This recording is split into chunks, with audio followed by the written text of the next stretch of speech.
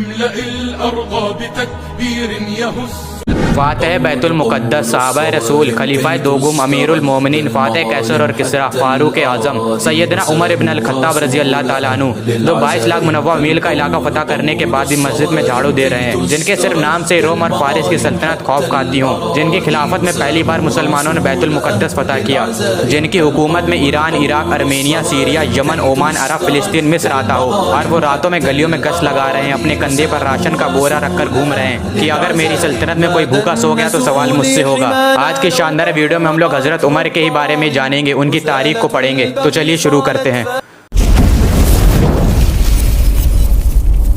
دوستو، حضرت عمر حضرت حمزہ کی طرح عرب کے جانے مانے جنگجو تھے۔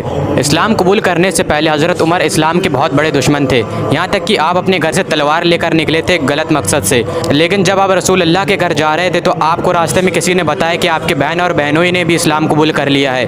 یہ سن کر آپ نے اپنا راستہ بدل لیا اور آپ اپنی بہن کے گھر پہنچے، جہاں پر آپ کو قرآن کے پڑھنے کی آواز سنائی دی۔ آپ گھر کے اندر گھسے اور آپ اپنے بہن اور بہنوئی سے لڑنے لگے، لیکن بعد میں آپ نے قرآن کے لفظوں سے متاثر ہو کر اسلام کو اپنا لیا۔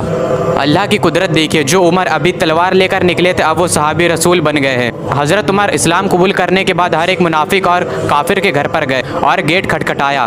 جیسے سننا ہوتا تھا کہ عمر آیا ہے ویسی روح نکل جاتی تھی، سناٹا سا پھیل جاتا تھا۔ آپ کہتے تھے کہ میں نے اسلام قبول کر لیا ہے، آؤ اور تم بھی میرے ساتھ شامل ہو جاؤ۔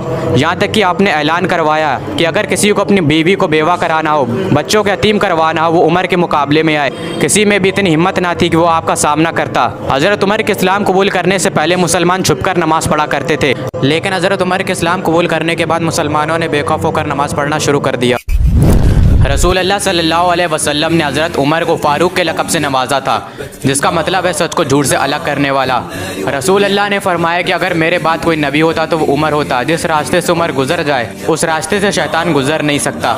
اس دنیا کی تاریخ میں کیا کوئی ایسا بادشاہ، کوئی ایسا شہنشاہ اور کوئی ایسا حکمران گزرا ہے جو 22 لاکھ منوع میل کا علاقہ فتح کرنے کے بعد مسجد میں جھاڑو دے رہا ہو؟